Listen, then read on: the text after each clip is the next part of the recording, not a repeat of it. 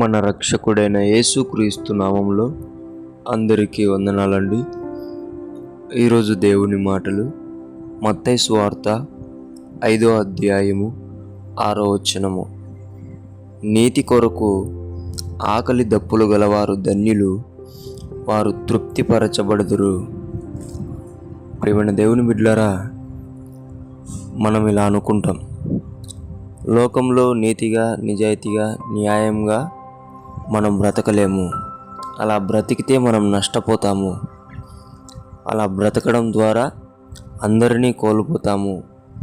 కొద్దిగా మనము పౌరుషంగా ఉండాలి, గట్టిగా మాట్లాడాలి, నీతిగా కొద్దిగా తప్పిపోతూ ఉండాలి అని ఇలా అనుకుంటాం.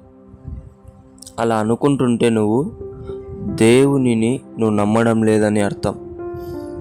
చూడండి, ఇక్కడ ఎవరైతే నీతి కొరకు ఆకలి దప్పులు గల ఉంటారో వారిని దేవుడు తృప్తిపరుస్తాడంట.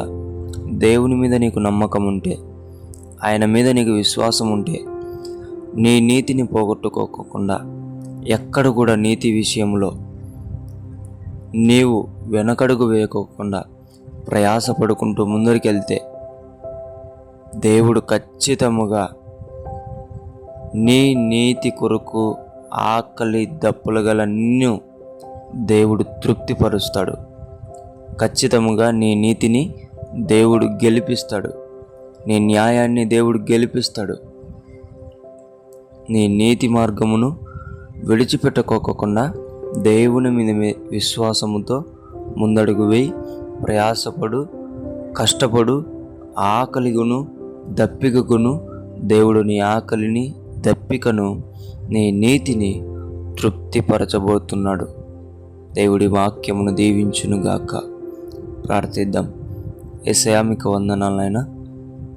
మేమందరం లోకాన్ని చూసి, లోకంలో ఉన్న మనుషులను చూసి మేము కృంగిపోకుండా, నీతిని జరిగించుకోకుండా వెనకడుగు వేయడానికి వీల్లేదు ప్రభువా. నీ మాటను పట్టుకొని నీతి కొరకు ఆకలి దప్పులు గలవారైతే ఖచ్చితంగా వారిని నీవు తృప్తిపరుస్తారని సెలవిచ్చిన ప్రకారం మేము ఎల్లప్పుడూ నీతి జరిగించడానికి ప్రయాసపడే బిడ్డలుగా, నీ మీద విశ్వాసంతో ఉండి మేము తృప్తిపరచబడేంత వరకు మా నీతి కార్యములు ఆపకుండా జరిగించే బిడ్డలుగా మాకు శక్తిని, బలమును అనుగ్రహించమని యేసు నామములో ప్రార్థిస్తున్నాం తండ్రి. ఆమేన్.